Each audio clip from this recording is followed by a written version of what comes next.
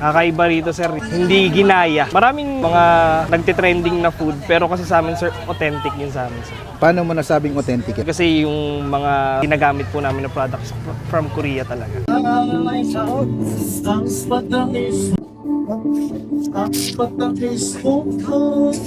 Hello sir, anong binibenta niyo po dito? Sir, mga Korean street food po. Korean street food Yes, pa rin. sir. Ikaw yung nasa ano sir, di ba? Imus Ako yun Plaza. sir, mismo ako po Yun, namiss ko yung mga Welcome pagkain back, mo sir. dito eh.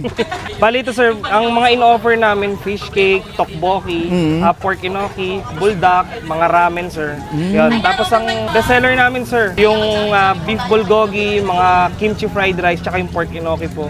Tsaka yung syempre yung natikman nyo, yung omelette buldak po. Try ko nga to sir, mukhang masarap to eh. Sir, masarap yan. Isa sa mga pinipilaan din to sir. Magkano po yung ganyan sir? Tatlong stick na sir, 99 pesos lang. 99 pesos lang. Yes sir. Pag mag-a-add cheese po kayo, 20 pesos lang. Okay, dito po sa Inoki. Sa Inoki sir, 95 pesos lang po.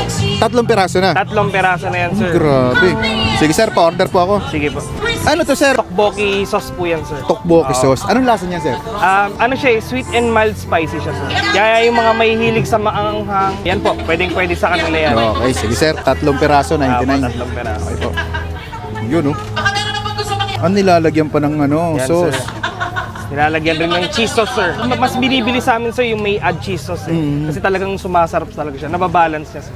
Parang ang dami mo naka-display dito sir. Nakakailang piraso ka nito sa isang araw? Sa ganito, sir, mga 100 plus po, sir, eh. Na stick, Sa Inoki sir? Sa Inoki, sir, nakaka 30 to 50 po. Mga ganun, sir. Sa isang Dami no? araw. Ang ganda ng Inoki mo kasi talagang mahahaba. Oo. Yung iba talagang ano, tinitipid eh no? Opo, sir. Hindi ka naman lugi sa ganyan. Hindi po lugi, sir. Gusto ko kasi, sir, yung customer ko satisfied. Yun. Baka kasi yung iba, sabihin, ano ba yan, ang ikli ng Inoki, ang liit. Gusto ko, sir, satisfied yung customer. Yan. Yan ang maganda sa'yo sir eh no? Anong pangalan niya ito sir, itong stall mo? Ayan, sir, Korean Fifth Street Food po.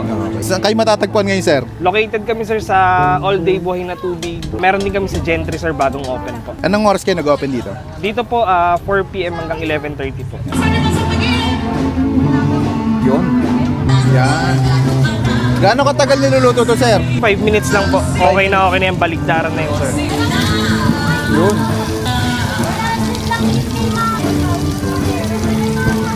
Ano yan sir?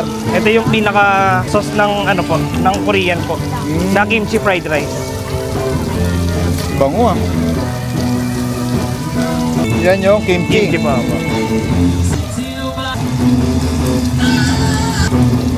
Bilis lang pala gawin no sir? Na po. Tapos na yan, sir.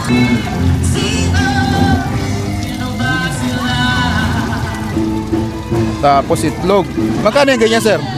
129 lang, sir. 129. Yes po. Ilang spam na yan sir? Dalawang spam na yan, Dalawang sir. spam. Hindi pang vlogger to, sir. Yun. Tapos, May seaweed yan, sir.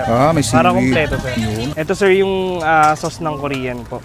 Yan, secret sauce po namin. Secret sir. sauce. Yes, sir. manghang yan sir. Hindi, sir. Ay, Masarap yan. Tapos, Tapos nilalagyan ng cheese po. cheese. Pagka yung may gusto po ng cheese, add 20 lang. Kompleto na, sir. May huling tanong na lang ako sir. Ano kakaiba dito sa mga paninda mo dito? Kakaiba rito, sir. Hindi ginaya. Maraming mga nagtitrending na food, pero kasi sa amin, sir, authentic yun sa amin, sir. Paano mo nasabing authentic yan sir? Sir, kasi yung mga ginagamit po namin na products from Korea talaga. Sir, thank you. Tikman Thank ko you muna. At ay mga kabangers, nandito pa rin tayo sa All Day Supermarket dito sa Buhay na Tubig. Tikman natin yung mga pagkain ng Korean Fifth Street. Ayan, may mga bago siya dito tulad nitong fish cake. 99 pesos lang. Meron ka ng 3 piraso. Grabe. Meron din siyang Inoki dito, 95 pesos, 3 peraso na. Ang maganda dito sa Inoki niya, ayan oh, ang hahaba ng stem.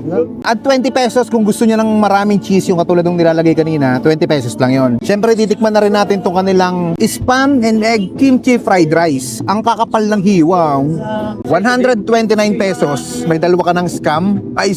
Tapos, kimchi fried rice, may itlog na kasama. At tikman natin ito, kain tayo. Kimchi fried rice. Mainit pa, umusok-sok pa.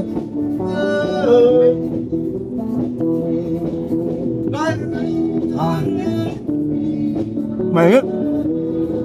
Sarap. Maanghang siya, tapos yung lasa niya, yung kimchi, hindi siya maanggo. Ito yung mga gusto ko sa kimchi. Yung tamang-tama lang yung flavor. Yung iba kasi sobrang strong na hindi mo na makain.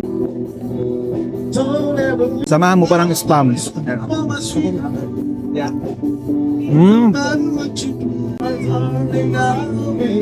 Yan, mga itlog.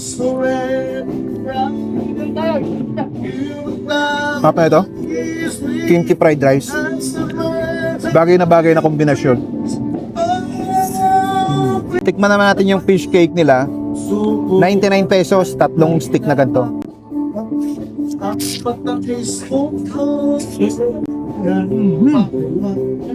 Ang sarap nung cheese sauce nila. Panalo. Gusto ko. Tikman naman natin yung kanilang inoki, 95 pesos. Ba? Tatlong piraso na. Sarap.